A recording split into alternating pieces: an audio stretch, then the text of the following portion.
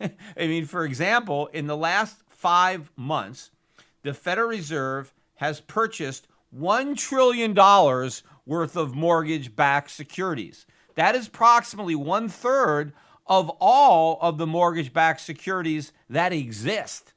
And in fact, at its current pace, if the Fed continues to buy mortgages for another year, it will own the entire market. It will own all of the mortgage backed securities that exist. I mean, think about that. I mean, if you think we have capitalism, how do we have capitalism when all the mortgage credit is flowing from the government? In fact, not only does the government supply the credit, it's also guaranteeing the mortgages. Because remember, the mortgages get originated, and then the U.S. government guarantees the mortgage, and then the Federal Reserve buys it. So the government is both insuring and originating the mortgages. And of course, how does the government insure the mortgage? Where does the government get the money if the borrower defaults? It gets it from the Fed. So the Fed is insuring the very mortgages that it owns. It's insuring itself. The whole thing is one Ponzi scheme built on another. But the one thing this is not is capitalism or a free market. This is a bubble that is completely created by socialism, by the Federal Reserve and the government. But the point is, even though the Fed is technically lending the money is being spent. It's being spent to buy houses, right? People are borrowing money from the Fed, and then they're using it to buy houses or remodel their houses, or who knows what they're doing. Or if the Fed is simply buying a mortgage that is already in existence, right? Well, what is the person doing who sold that mortgage to the Fed? Now they have all this cash where they used to have a mortgage. Now they've got this cash. They're spending that cash on something. So the money is being spent. Even if the Federal Reserve is technically not doing the spending, it's doing the lending. Whoever is getting that money from the Fed in terms of a loan is spending it. And of course, the biggest spender of Fed loans is the United States government. The United States government right now is funding itself from the Fed. Better than 60 cents out of every dollar the federal government is spending. And it's spending over $7 trillion now. But better than 60 cents out of every dollar is coming from the Fed. It's not coming from tax revenue.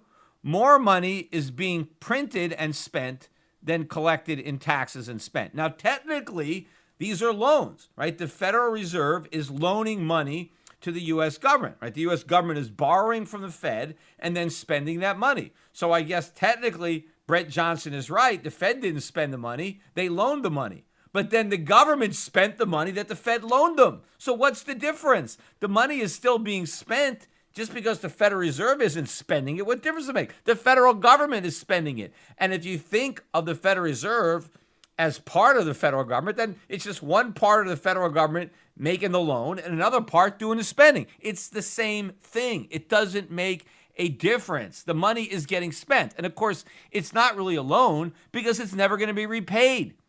The Treasury is going to just keep on borrowing more and more and more, and none of the loans are ever going to get repaid because the balance sheet is never going to stop growing. So I don't see how Brett Johnson can close his eyes to what is painfully obvious. I mean, if he really believes that there's no inflation and that none of this money is getting spent, well, how are we getting all this government?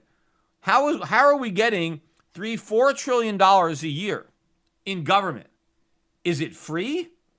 If you go to the website for the National Debt Clock, you'll see that the U.S. government is spending $6.885 trillion. All right, so I was wrong. It wasn't quite $7 trillion, almost $7 trillion, $6.88 trillion.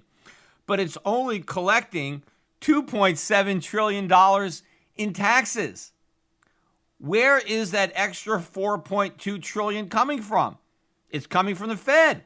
The Fed is printing that $4.2 trillion and the government is spending it. Basically, that's where it's coming from. Now, maybe some of that money is being loaned to it from private sources, but the majority of it is being loaned to it by the Federal Reserve.